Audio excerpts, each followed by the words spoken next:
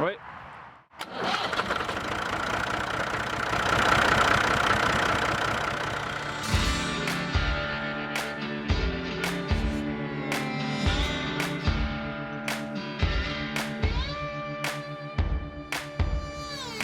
Bonjour tout le monde et bienvenue à La Voix agricole. Cette semaine, nous vous proposons une émission très spéciale parce que nous allons aller faire du chien de traîneau au chenil du sportif dans Charlevoix.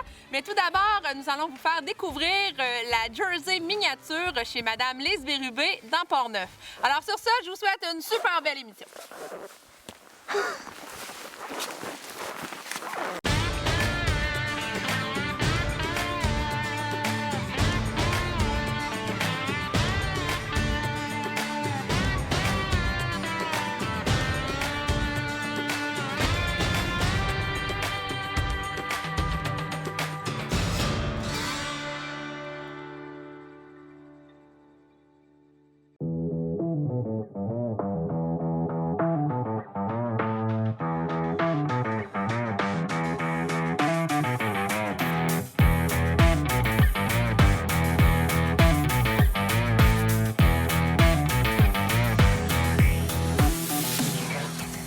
Mon nom est Lise Bérubé.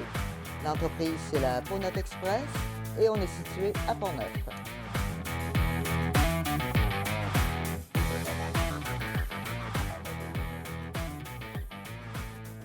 Pourquoi justement vous avez eu l'idée de démarrer cette entreprise-là? Parce qu'on est des passionnés, même un petit peu jusqu'à la folie, mais on sait que la petite Jersey miniature va être terriblement utilitaire par sa production laitière, à cause de sa qualité de lait, autant au niveau gras et protéines. Puis si on se fie à nos petits chevaux miniatures, on dit que ça va être merveilleux.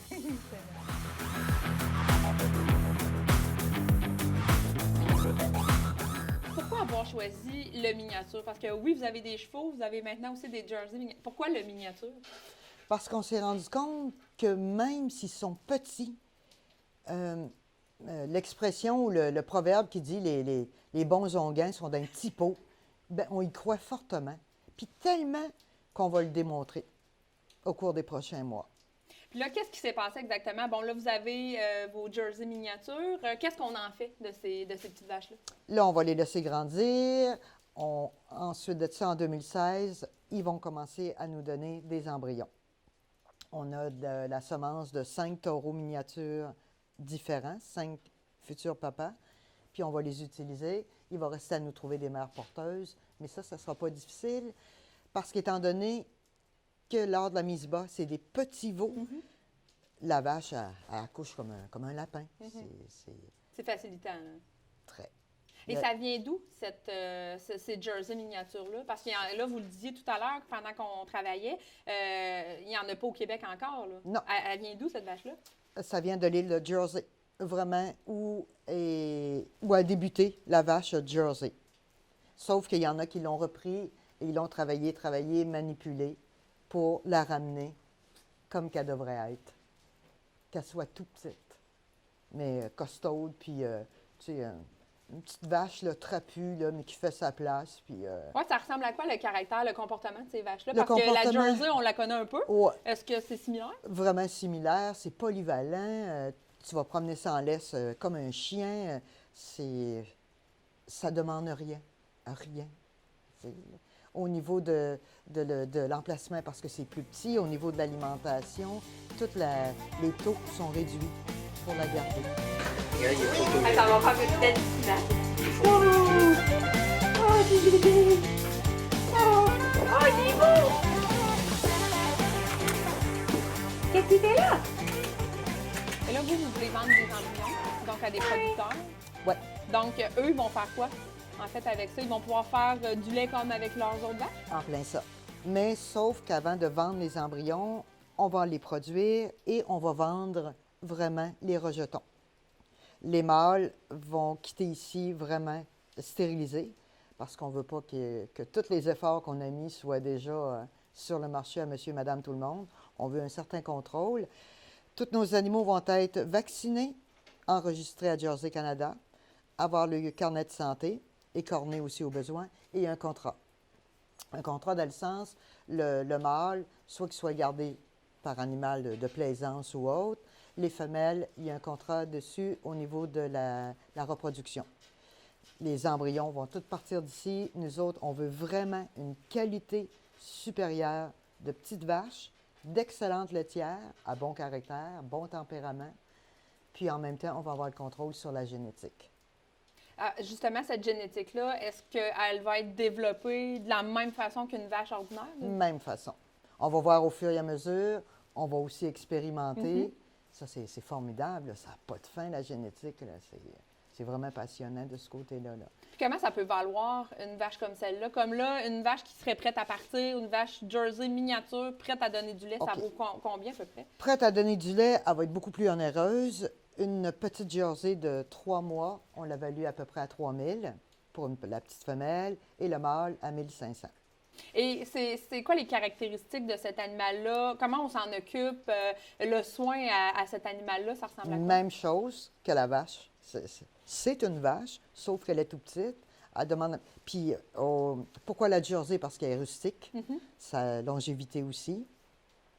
Elle pourrait être rustique parce qu'elle pourrait être même être gardée à l'extérieur, mais ce qu'on ne fera pas parce qu'on veut y offrir quand même un confort. Puis si le confort est important parce que sinon l'animal, l'énergie qu'il doit dépenser à se réchauffer, bien, pendant ce temps-là, il ne peut pas produire. Fait qu'on veut être sûr, puis on veut être là le plus possible aussi lors des mises bas. Là. On est un peu têteux là-dessus. Là. Mais justement, ça, c'est bon, vous avez cette entreprise-là, vous avez démarré ça, vous avez fait le choix de faire ça. Oui. Qu'est-ce que ça demande comme charge de travail pour vous? Est-ce que vous avez un autre emploi aussi à côté de ça? Oui. Comment on gère tout ça? Il faut premièrement un très bon conjoint. Oui. Très, très bon, qui participe à 100 parce que mon conjoint s'occupe de tout ce qui est réparation, que tout soit en bonne et due forme, que tout fonctionne. Je viens le matin faire ma besogne. Oh, puis il y a une buvette qui ne fonctionne pas. J'arrive à la maison, je lui laisse une petite note, la douche, vite, la sandwich beurre de pinot, je m'en vais travailler parce qu'il faut que je travaille pour nourrir mes bébés. Mais Guy est là, il me supporte à 100 ça c'est magnifique. Sinon, tout seul, je n'arriverai pas. Là. Qu'est-ce qui est difficile dans ce démarrage-là d'entreprise? C'est toujours le financement. Oui. Qu'il faut que j'aille chercher par moi-même, dans le sens, c'est en travaillant. Puis ça là, c'est un peu un cercle vicieux. Plus que je travaille, moi, j'étais à la maison. Là, je peux me permettre de le faire parce qu'on est encore au stade départ, embryonnaire, mais que quand tantôt les mises bas vont s'en venir, malgré que mes employeurs me connaissent, là, je peux appeler le matin et dire, bien, j'ai une vache qui va mettre bas, puis je vais rentrer plus tard.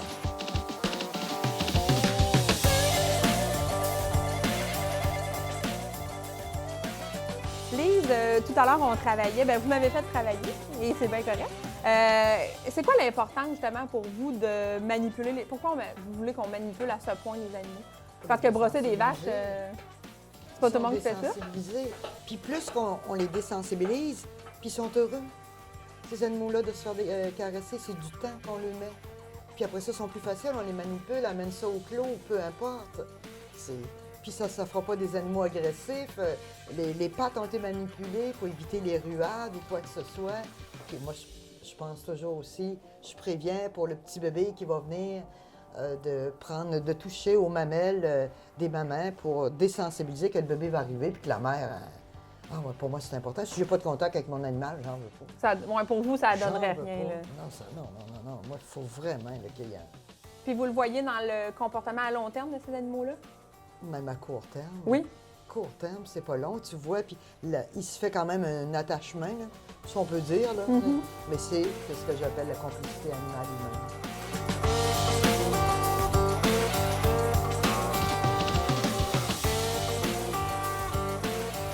Comment vous voulez développer votre entreprise? Parce que là, on a vu, vous avez présentement 3 veaux qui sont là.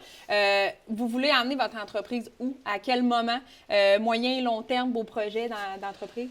Projet d'entreprise, tant que j'ai la santé, on fonce à 100 Voulez-vous augmenter le nombre d'animaux? Oui. Jusqu'où vous voulez aller? Jusqu'à une qualité, pas la perfection, elle n'existe pas, mais le maximum. Est-ce que vous voudriez faire ça à temps plein? Je pense, oui, je voudrais à temps plein, mais monétairement, je ne peux pas. Est-ce que vous avez les installations qui pourraient vous le permettre? Oui. Qu'est-ce que ça prend comme installation pour ce genre d'animal-là?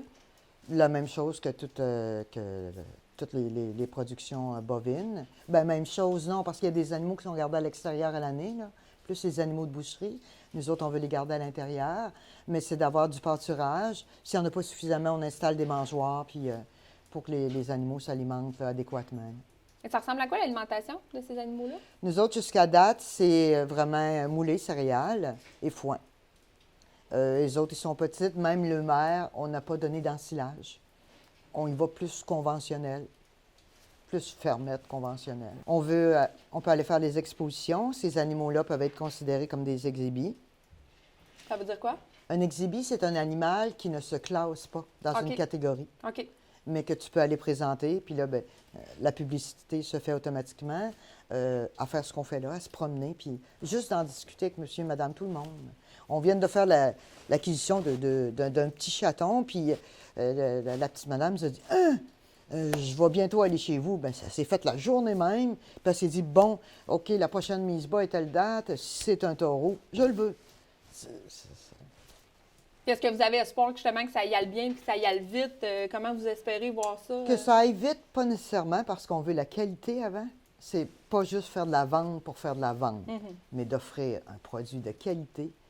Puis on veut que ça fasse comme avec les petits chevaux miniatures, la clientèle va revenir.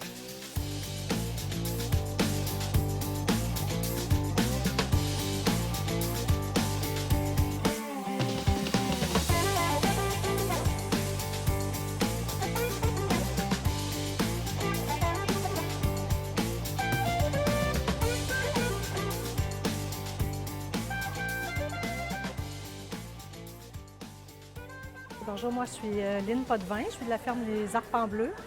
C'est une entreprise qui existe depuis à peu près 9 ans. Qu'est-ce qu'on retrouve là? Vous êtes ici au marché du Vieux-Port à Québec.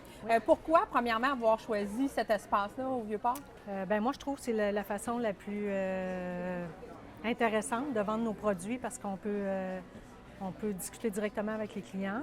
Donc, ils peuvent nous poser les questions qu'ils veulent sur notre production, sur notre élevage, savoir qu'est-ce qui manque, dans le fond, qu'est-ce qu'on consomme. OK. C'est intéressant. Et c'est quoi les produits que vous avez au marché? Bon, nous, on est spécialisés dans la caille et la pintade. On vend les œufs, on vend les produits transformés, les produits découpés, donc cuisses de caille, confites, cuisses de pintade, tourne-dos de caille et de pintade. On vend des petits rouleaux de printemps, des crotons de caille, toute une gamme de produits. OK. Et la caille et la pintade, c'est pas des produits qu'on connaît beaucoup. Non. Qu'est-ce que les gens vous posent comme question par rapport à cet élevage-là ou à cette nourriture-là? Bien, souvent, les gens vont vouloir savoir quelles sont les propriétés de ces viandes-là. C'est des viandes qui sont très maigres, donc très bon pour la santé. La difficulté, c'est souvent que les gens ne savent pas comment les cuisiner. Donc ça, on a des recettes, il n'y a pas de problème. On peut informer. Les recettes. On fournit les recettes, on peut informer les gens comment l'apprêter, tout ça. Donc, et ça s'apparente à quoi, le goût de la caille et de la pintade? Je vous dirais, bien, au niveau des viandes, plus de chasse, si on veut la perdrix, par exemple, c'est un bon exemple là, au niveau du goût. C'est sûr que c'est pas des viandes de chasse, donc c'est des viandes d'élevage. On n'a pas le petit goût de bois, mais c'est une viande qui va ressembler beaucoup à la perdrix. OK. Bien, merci beaucoup, madame. Ça me fait plaisir. Merci. Bonne journée.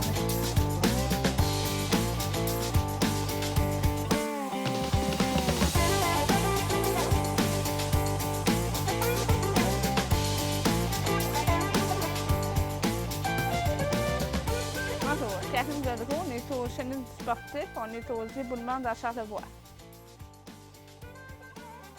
Bien, c'était mon père qui avait ça avec, dans le fond, ses frères. Et puis après ça, il a acheté plus tard, à peu près 5-6 ans, là, d'un de ses beaux-frères. Lui, avant ça, il avait inscrit Charlevoix avec un ami, dans le fond. Puis après ça, ils ont acheté une entreprise, le Chenil du Sportif, avec ses frères. Puis on vend à peu près une 50aine de chiens, dans le fond, quand ils ont commencé. Et puis après ça, tu sais, on grossit d'année en année, là. Fait que c'est déjà, 25 ans d'histoire. Là, vous, Ouais. est-ce que vous prenez comme un peu, on peut dire, la relève de votre père? Oui, là, je le remplace parce que lui, il travaille à l'extérieur. Fait que là, c'est moi qui s'occupe de l'entreprise. Puis comment ça fonctionne, une entreprise de chiens de traîneau? Parce que là, c'est pas à l'année. Comment ça marche, cette entreprise-là? OK. Bien, tu sais, on est... Et les gens nous téléphonent pour, tu sais, il faut faire des réservations avant parce que des fois, on a des journées complètes, là, surtout dans les périodes plus achalandées comme Noël puis les semaines de vacances. Et puis, tu sais, on part 2 personnes par traîneau et puis on s'en va dans notre belle région, dans les montagnes. Justement, là, ça prend quel genre de terrain ici? Parce que les chiens, ils partent en traîneau, ils partent loin, j'imagine. Comment on s'organise pour les sentiers? Les sentiers, ben ils sont tapés et puis on part ici, on est chez nous, mais dans le fond, dans la forêt, on est sur des amis qui viennent au moins une fois par année en traîneau pour bénéficier de nos beaux sentiers. Et puis, on loue aussi des terrains, là. Vous avez des ententes, finalement? Oui, oui, on a des ententes. OK. Et est-ce que vous passez sur les terrains des producteurs agricoles, sûrement? Oui. Oui, dans le fond, juste à côté, c'est mon oncle. Et puis, tu sais, on passe chez eux, là, c'est agricole. OK. Et puis, comment ça se passe avec les chiens? Pour eux, là, mettons qu'il y a un groupe qui arrive, ils veulent partir en traîneau. Comment ça fonctionne, toute la préparation? OK, bien, nous, ils commencent à rentrer à l'intérieur. On vérifie s'ils sont bien habillés, bien important. Et puis après ça, tu sais, on va à l'extérieur. Les guides vont rejoindre les guides dehors. Et puis là, c'est de là, à partir que les guides vont leur donner un petit cours parce qu'ils sont 2 personnes par traîneau. Il y en a un qui va conduire, l'autre va s'asseoir. Et puis, ils vont pouvoir échanger là, en cours de route. Puis, juste avant de partir, il y a un guide qui va les expliquer comment conduire le traîneau. OK. Est-ce que c'est compliqué? Non, non, sur le traîneau, il y a un frein, puis tu sais, c'est très facile.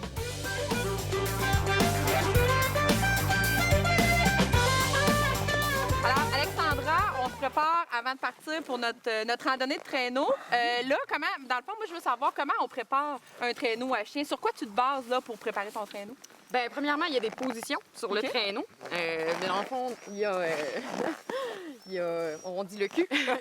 Le cul, la pointe et la tête. Des fois, vous avez des traîneaux à 8. Fait que dans le fond, vous avez le cul, la pointe reculée, la pointe avancée et la tête. Puis ça, veut pas, ça va en fonction des habiletés des chiens. Là, veut pas, leur capacité, c'est quoi leur job à eux autres. Il y a des chiens de tête, bon, ben comme qu'on voit, ça va en avant. Fait que c'est des chiens, eux autres, qui sont quand même assez disciplinés pour aller en avant puis tenir la ligne, si tu veux. Les chiens en arrière, ben, des fois, ils peuvent être aussi bons qu'en avant. Mais en général, ceux qu'on place en arrière, c'est parce qu'ils ont leur job à eux autres. Ils sont plus forts, là, sûrement. Sont-ils plus résistants, plus forts? Ça dépend. Chacun a sa force. Okay. Comme je te dis, là, les chiens de tête, eux autres, c'est une force de responsabilité, si tu veux. Là, Puis, sans eux, les chiens en arrière, peu importe comment ils sont forts, le traîneau avance pas. OK. Fait que c'est chacun des leaders sa force. en avant. Oui, là. exactement. OK. Exactement. OK. Fait que toi, il faut que tu connaisses les chiens comme le fond de ta poche. Là. Pas mal, oui. Ben, si tu veux que ça aille bien, ça, c'est sûr que... Fait ça fait depuis combien de temps t'es ici, toi? Moi, ça fait 4 ans que je fais ça. OK. Fait que dans le fond, tu connais quand même l'élevage qui est là. Oui. Mais il y a un commencement, il y a un début à tout. Oui, veux pas. Mais quand tu connais pas les chiens, ben, tu sais, c'est erreur. OK. Veux pas, là, fait que c'est en le faisant le plus souvent, tu te mets à connaître les combinaisons, à connaître les chiens, leur bon côté, leur mauvais côté. OK.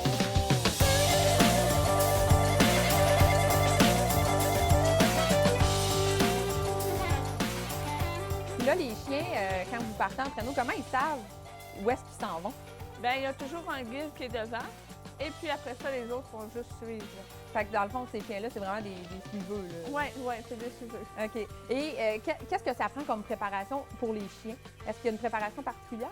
Bien, quand ils sont jeunes, il faut commencer à les entraîner parce que, tu sais, ils savent pas comment tirer. OK. Fait que d'être là, c'est après ça, sinon, ça prend pas de préparation particulière, là.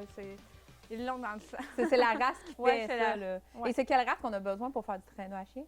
Nous, on a des huskies. OK. Et pourquoi ce chien-là? Qu'est-ce qu'il y a de particulier? Ben, c'est un chien qui est assez... Ben, tu sais, premièrement, on n'emmènera pas un chihuahua. Non, ça va pas assez fort. Pas assez poilu non plus, là. Tu sais, il faut vraiment qu'il... Parce qu'à moins 20, il faut vraiment qu'il soit capable d'endurer le froid dehors. Et puis, tu sais, il faut vraiment qu'il soit aussi l'endurance. Parce qu'il va faire ça au moins toute une journée. Et combien d'années un chien de traîneau peut travailler? Entre 7 à 10 ans. 7 à 10 ans? Ouais. Puis qu'est-ce que vous faites quand le chien il est rendu trop vieux? Est-ce que vous le gardez quand même? Ben, on a des préférés qu'on garde à la retraite. Et puis sinon, j'essaye de trouver une maison de famille.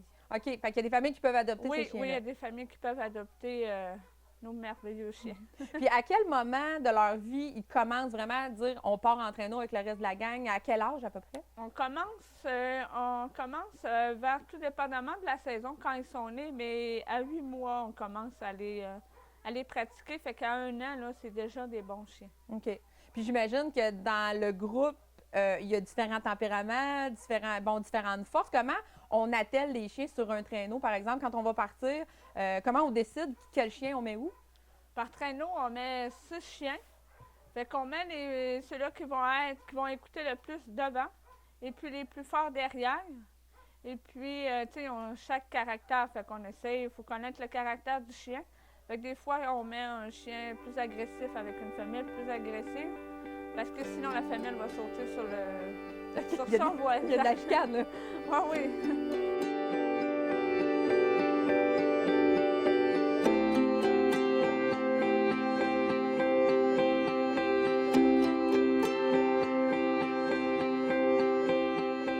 Alexandra, là, on est en pleine randonnée.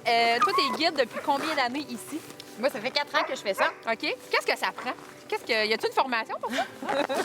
M'a dit, comme que ma guide a dit, ma propriétaire, Ouais. ma boss a dit, là, c'est tu l'as pas. OK, OK. Fait que t'as 2 semaines, puis après ça, ben, premièrement, c'est que tu vois si t'aimes ça. Puis, veux pas, il faut que tu sois bon avec le monde. Il faut que tu sois bon avec la clientèle, puis il faut que tu sois bon avec les chiens.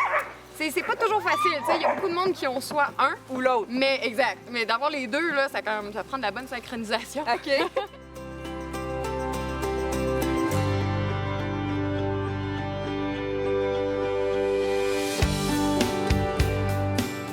Qu'est-ce qui est le plus le fun à faire dans ce métier-là? Le sport. Oui, le sport en C'est tant sûr. que tel. Le sport en tant que tel, écoute, c'est un gros rush d'adrénaline. Là. T'as vu quand on est parti, c'est parti vite, là. C'est comme excitant avec les chiens, ça fait comme une magie, là. Puis t'as vu, moi j'ai mon chien en avant, fait que ça fait comme une dynamique, c'est une équipe, c'est le fun.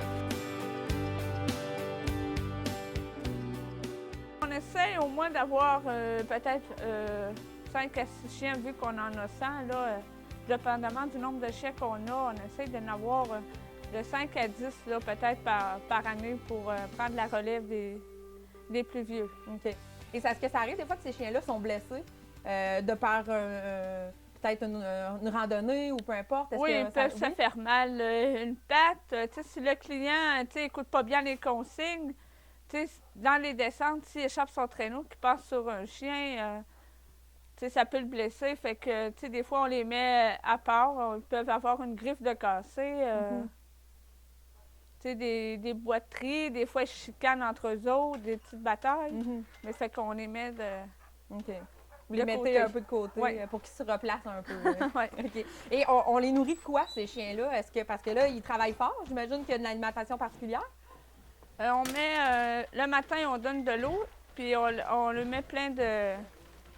On le fait comme une genre de soupe, un bouillon chaud. On met de l'eau avec de la nourriture qui est déjà à l'intérieur. Fait que ça, on donne ça le matin, et puis le soir, on lui donne un bon poulet Saint-Hubert. Un bon poulet. Un bon poulet Saint-Hubert. Ils mangent un poulet. Oui. Ah ouais? À peu près 2 livres par jour.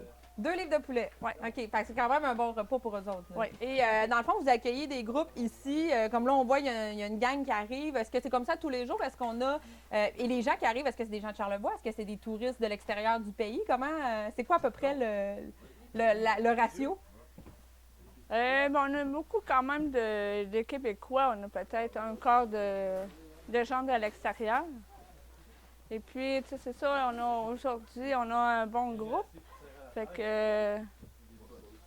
Ça, c'est comme ça pendant toute la saison? ça oui, varie, pendant là. toute la saison, ça dépend tu sais, des journées. Là. OK. Puis les gens qui arrivent la première fois qu'ils font une randonnée de traîneau, qu'est-ce qu'ils disent quand ils reviennent? C'est quoi les réactions? Habituellement, ils ont super aimé ça, ils vont revenir. OK. Ils vont revenir. Il y en a-tu qui ont peur? Oui, il y en a qui ont peur. C'est ça, parce que, tu sais, au départ, c'est super impressionnant. Là. Les chiens, ils se mettent tous à japper ensemble quand ils... C'est un peu... Ça peut être impressionnant. Oui, c'est impressionnant. Parfait. Merci beaucoup. Merci.